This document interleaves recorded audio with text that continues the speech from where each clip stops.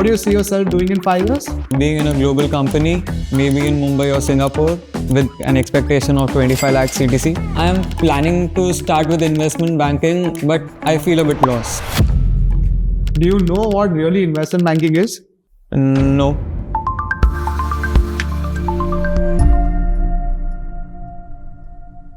Hello guys, welcome to another episode of Fix Your Career by Zell. My name is Pratham. I'm the co-founder, the CEO at Zell, and today we have Dhruv with us, an aspirational student wanting help to fix his career in the field of investment banking.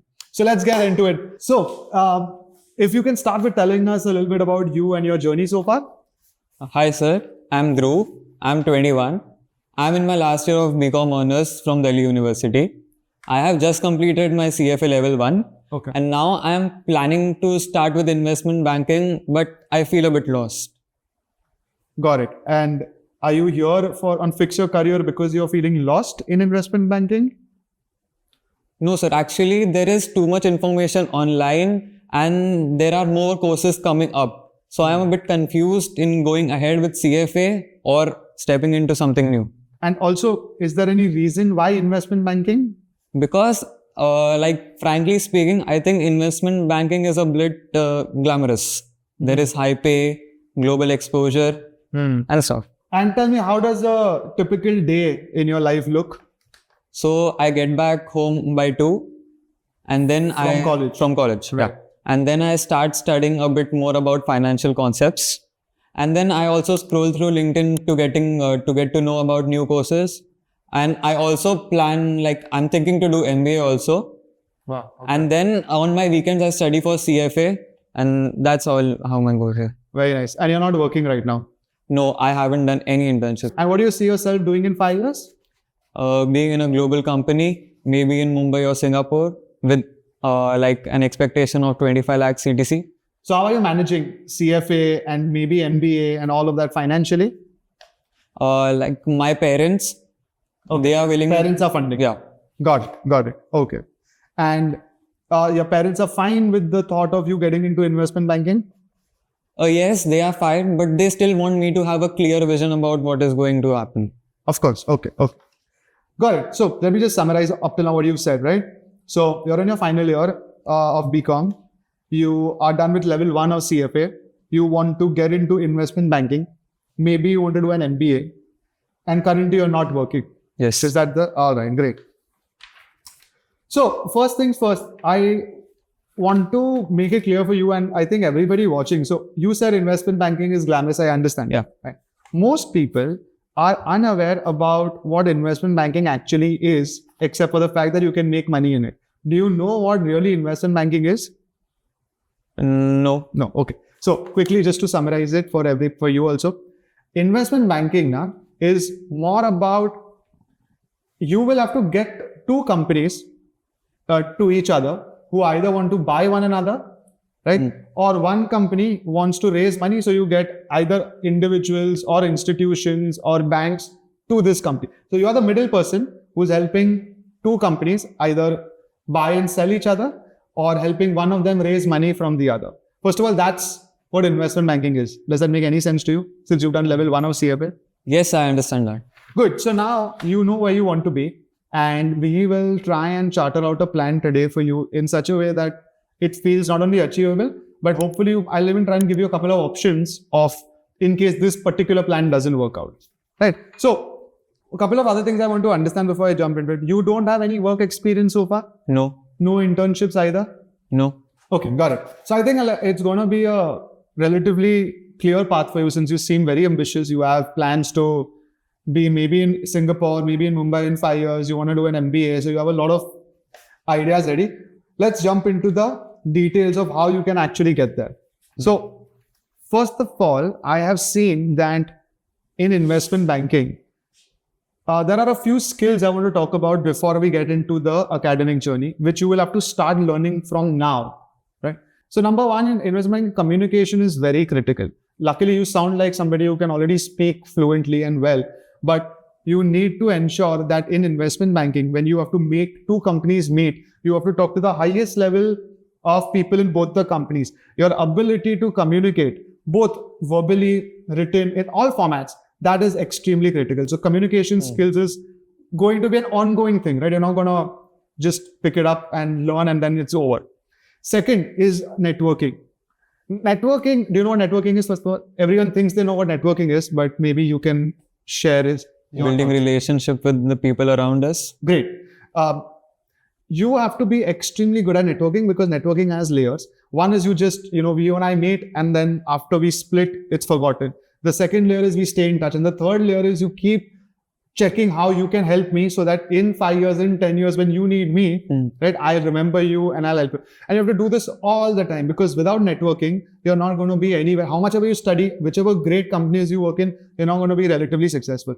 I have friends and in fact relatives who are in investment banking and they are the most helpful people, which is why I've seen over a period of time the amount of net connections that they've built, and those connections are ready to help them. So they open doors for you. They ensure that if you get stuck anywhere in investment banking, you want this network is going to be your solution. So communication and networking is an ongoing thing that you have to ensure you have if you want to get into investment banking. Second, investment banking has actually two parts, and most people who want to get into it don't know this upfront. So it's very important. There's something called front end and then there is operations. Okay. Right. Front end is where you are the person who's going out, like I said, networking with people, shaking hands, making connections, learning about their needs. You are going to be front facing for bringing these two kind of companies together. That requires immense knowledge of finance, immense knowledge of the industries and immense knowledge of the people you're bringing together. That's front end. This is what most people are understanding. So if you've seen, I keep giving examples of Wolf of Wall Street and Zindagi Na Milegi Dobara, and there is a show called Billions. I don't know if you've ever watched it. There's a show called Billions. If you're into IB, watch it. All of these, what they're trying to show about investment banking is the front end part.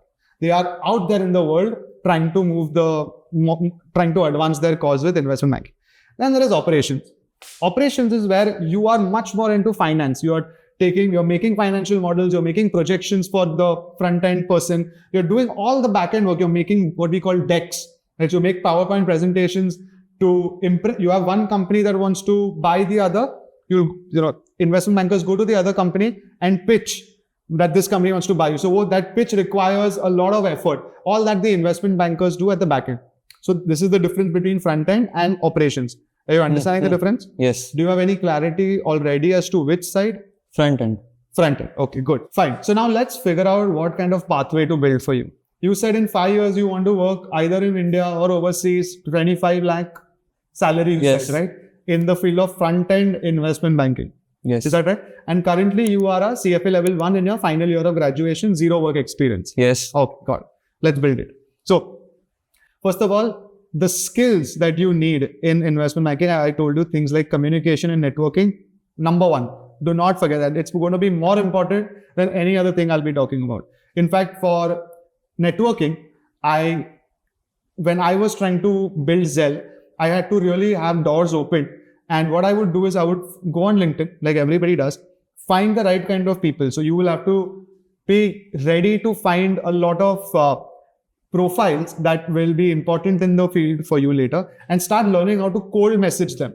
How to personalize messages. I would, for example, let's say I wanted to reach out to somebody. So on LinkedIn, I would go and I'll start typing that, hi, I've been tracking your work for really long and I really appreciate it. I really am impressed by it and I really want to meet you for half an hour whenever you have time in the next month.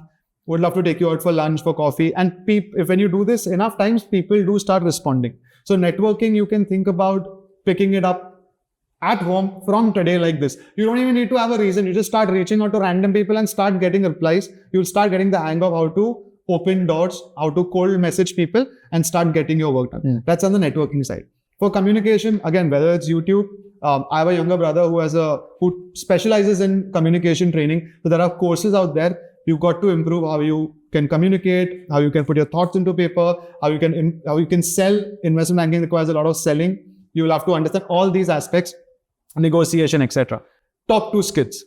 Next, let's finish your CFA journey. So you are already at level 1. By completing all 3 levels of CFA, you are going to increase your chances to get into investment banking, right? So over the next 2 years, 1 year at a time, you have to complete 1 level at a time. Okay. No, you cannot escape this, right? If you leave CFA, you are going to have a difficult time. Right? Because it not only builds your base for finance for investment banking, but the degree has a lot of credibility on your CV. Okay. Okay. Next, the immediate thing. When are you graduating? Next year. Next year. So 2026 March, April. Yes. As early as you can, if possible from today, right? You need to start seeking for any kind of opportunity, right? And the two things that matter are what profile are you going for? So in investment banking, right? Sometimes there are steps you have to take. Like for example, you can start with something called equity research before you jump into investment banking, right? So there are pathways like this. And if you're lucky and over the next few months, you find investment banking as a opportunity for a fresher, you need to grab it. And whether they pay you, they take money from you, doesn't matter. You need to gain that experience. Right? Investment banks, there are also two types. There are big companies, which we all want to jump into, but there is something called boutique investment banks. Boutique means small firms.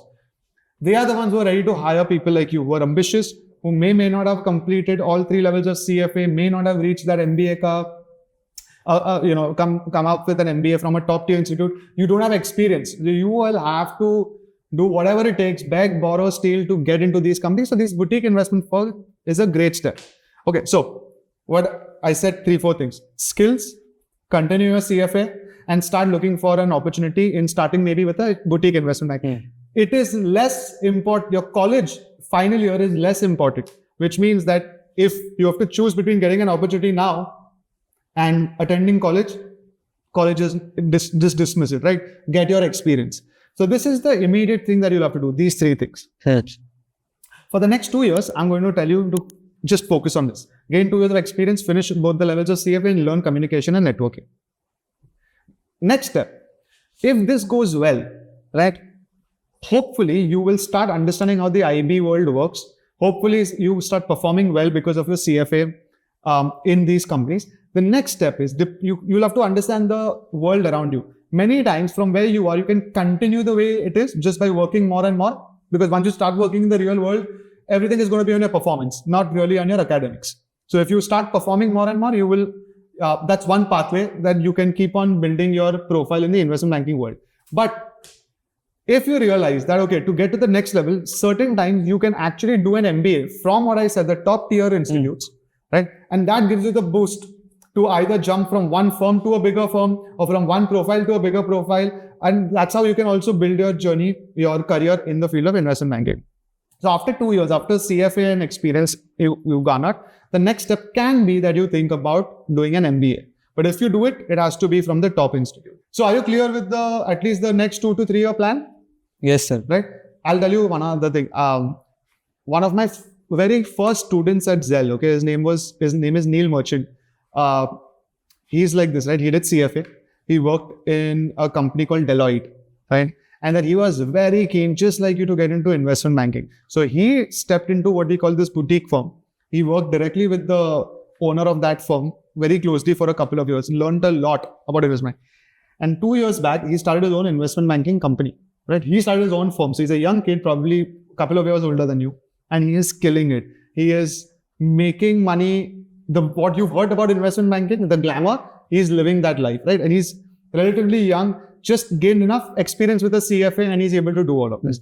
And so all of this is actually potential. Just to give you a couple of numbers, he recently told me that he closed a deal of $120 million, out of which, imagine, an investment banker gets a small percentage, but 120 million is almost 1,000 CR. So he helped companies do a deal of 1,000 CR. Whatever percentage you want to calculate, whatever he made, right, it'll be more than what you're dreaming about right now. So that's the power that investment banking can do. But he was too good at his work. So that's the thing, right? Sometimes even without an MBA, you can get this kind of a life. All right. Last bit for you, right? If, let's say you do MBA, you don't do MBA, that is going to be dependent on how your next 2-3 years moves. After that, you have, again, a couple of options open. You said you wanted to work in Mumbai or Singapore. So I would broaden it a little bit, right? India, if you are seeing how the economy is going, the amount of mergers and acquisitions, which is majorly a part of investment banking, so many IPOs are happening in the country more than ever before. So many startups are raising money. So the need for investment bankers in India is exponential currently. So if you by chance decide to stay in India, you can still have a fantastic career in investment banking. If you want to move overseas, that's a little more tricky, because that will not be only dependent on you. A lot of luck will be required, because depending on where you're in your journey, opportunities from a Singapore kind of an economy has to come to you, right? Or you have to work in a company that also has a branch in Singapore, right? And you'll have to wait for certain opportunities to jump and grab it. And that may come in 3 years, may come in 10 years, may come and you might reject them all. So when it comes to going overseas, I would say that don't make that your only target, because if you do, you might land up taking an opportunity which you could have rejected and still had a great career in India. So when it comes to going overseas, keep your eyes open, keep your doors. CFA is global in nature. So if you do get opportunities, CFA will anyway help you with that. But otherwise, keep working as you're going to work in India. Keep building your value here in India's marketplace and keep your eyes open for overseas. That would be the best way that you're going to win both sides. So that's how you have to think about post your MBA or after a couple of years, how to keep searching. Right? Like I said, like Neil, like my student, if you want, after 5 years, you can understand and you might even want to start your own investment banking firm. That also is another pathway possible for you. So these are all options that you have, basis what you learn about yourself, how good you are in this field, how good you are at networking, how good you understand companies and finances, etc. All this at the end of a few years, 3, 4, 5 years, all these answers will become clear. Right? MBA, overseas, India, starting your own firm, etc. Okay. So this is over the next few years. You will have some clarity about yourself, which direction you want to go in, how you are performing in the field of IB, basis your networking skills, your finance skills, etc. What happens after that? So that's where all of this effort will start kicking in. So I'll give an example. So my partner at Zell, his older brother is an investment banker. Right? That man is, I've seen by far the most helpful person that I have met. He will constantly meet people and only give what you need. That's his way of networking, right? And he has built so many connections over the last 15 years that all of that has started to compound now. Today, because of his 15 years of networking, being in the world of investment banking, he has landed up meeting the who's who of India. He can pick up the phone and call anybody. Whether it's a celebrity, whether it's an actor, whether it's a CEO. Have you watched Shark Tank? Yes. US? So US Shark Tank. So he's gone and met the sharks of the US because that's what investment banking's highest potential is. But all of that happened after 15 years for him, where he built network, helped people, was very good at finance. And then when all of that started coming together, his entire net worth, his entire career exploded. So that's the long-term benefit of what happens if you stick to investment banking and are obviously extremely good at it. Okay, sir. So while doing my CFA, you suggest me to start a job also. Yes. So could you just help me how to manage both of them? Yeah, look, Dhruv, a lot of students have this problem, right? And I personally have I don't understand this question, because how to juggle, so you have to stretch yourself, right? It might seem difficult, but are you a night studier or a morning studier? Night study. So from morning till evening, you got to give your heart and soul into working, right? And before working, heart and soul into finding the right opportunities. It will be a struggle, right? You are entering into a new field. You are a nobody. We've not yet established your value in the marketplace. So you've got to grind it out. You'll have to work for 8, 10, 12 hours. And then you'll have to come home, stretch yourself and study for 3, 4 hours. When I used to study for this, I have studied ACCA, and in my college days, right, with my friends, what I would do is that morning I would go to college 7 to 10, then I would run to it's called articleship, the work experience. From 10 in the morning till 8 in the night, I would work, and then I would come home, eat dinner, and then I would land up studying for ACCA for 3, 4 hours every night, and we did this for 3 years because there is no option. But what happened at the end of it was suddenly for 3 years I was struggling with the rest of my class in college, and my friends were relatively relaxed. At the end of 3 years, the entire career launchpad that I got, the springboard, which opened up big brands, big CTCs, you accelerate in your career if you do this. So how to do both? There is no two ways. If you are extremely good at studies, you can manage your time on weekends, take breaks. But if you are not and you have to struggle, then you struggle.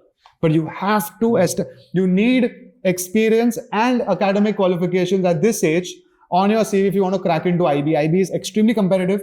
The top people who are graduating from IIMs, people who are ambitious, people who are naturally good at communication, at networking, naturally good at finance, all of them are competing with you.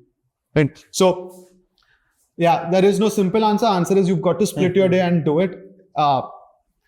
And don't feel too pitied on yourself. You know that I need a break. Unfortunately, if you want to get into IB front end, you'll have to go all out. So, sir, I being from Delhi University, I have researched that in investment banking, the grads from IIT, IIMs mostly come in investment banking. So, do you think it will be competitive? Yeah, so that's true because you're right. MBAs, especially from the top tier, so your IIMs and ISBs, generally they are the first pick of big companies who are hiring for investment banking. So you have your Goldman Sachs, your JP Morgan. These are the dream companies for investment banking. And when they're hiring freshers, they do land up going to these kind of colleges. So if you are from these colleges, you always have an edge, no doubt about it. In fact, you earlier mentioned that you might be thinking about an MBA. Yes. So we'll discuss that in a bit. But if you are, I have a basic rule. If you want to do MBA, always do it from the top 20 institutes in India or overseas, or don't do an MBA. If you do it from the top 20, your chances of getting into investment banking will increase.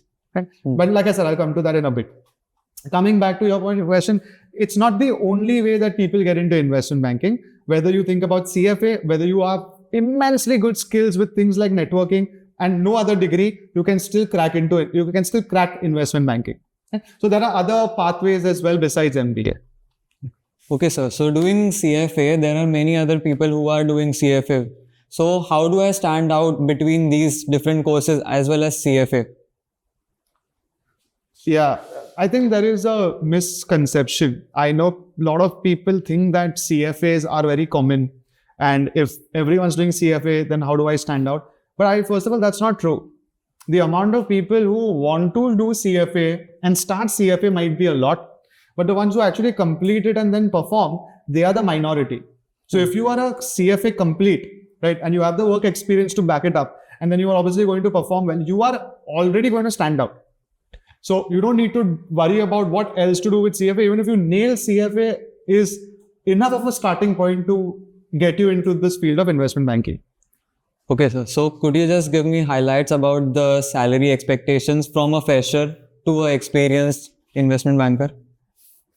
Okay. Because you've done your CFA, right? It'll be easier to explain. So CFA level 1 students with no experience, if you interview at the right kind of companies, your salaries can be anywhere between 6 to 7 lakhs as a fresher. Right. On the lower end, it can be 4 to 5 lakhs also. Yeah. But we aim for companies and offers that are giving you 6, 7 lakhs as level 1. As soon as you graduate, right, this is the first thing you will do. 6, 7 lakh kind of a salary you should aim at. If you can by any chance give level 2 simultaneously, right, post level 2 salaries skyrocket. It can be 8 lakh, 10 lakh, even 12 lakh. Yeah. Right? And then by the time you do level 3, you'll have enough experience, then that can go above 15 lakh, 18 lakh, depending on how you have performed. So this you can carry forward to investment banking. When you start IB and you are like with a CFA level 1, you can think about the same package trajectory. Right? Now in IB, if you start at 6, 7 lakh, and let's say hypothetically you spend 5 years. If you perform, let's say you finish level 3, and if you do an MBA, you can keep on, your salary bracket keeps going up. Plus in investment banking, you get a variable component. So like I told you about my student Neil, 120 million transaction, he gets a percentage of it. Similarly, in investment banking, even at a junior level, if you're good, you can start getting a percentage of the deals. So that means your upper limit, there is no cap. Right? I gave you a base salary, but then what you do with your variable component is going to be completely on performance, and that can be extremely high.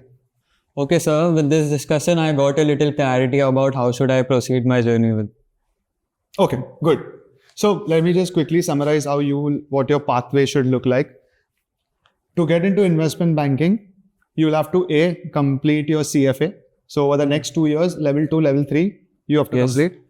Immediately, if today, then today. Otherwise, as soon as you can, start looking for jobs. Good opportunities in companies basis your CFA level 1. Right?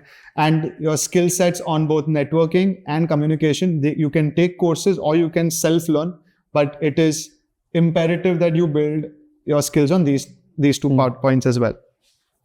Also, you said, how do I stand out and I want to do an MBA? It's awesome. But the best part is that you don't need to decide all of that now. For now, for the near future, right? Just focus on CFA and jobs and kill it in your job, right? Over a couple of years, you will automatically know if you need to do an MBA or how do you get to Singapore or what is my salary going to look like, because you just need to be out there in the world for a while to get a hang of all of this. So focus on the right steps, right? You will end up hopefully cracking into investment banking. It's not an easy field. It's a fiercely competitive field. But if you get into it, your original thoughts of glamour and money is actually true. That's really what you can build as a career if you are good at investment banking. And so guys, another episode of Fix Your Career. Today we spoke everything about investment banking. So if you are like Dhruv or you know anybody like Dhruv, do share this conversation with them. I hope it helps you guys out. I hope it helps others out. And if you'd like to sit here in the next episode, then please leave it in a comment and we will help you fix your career.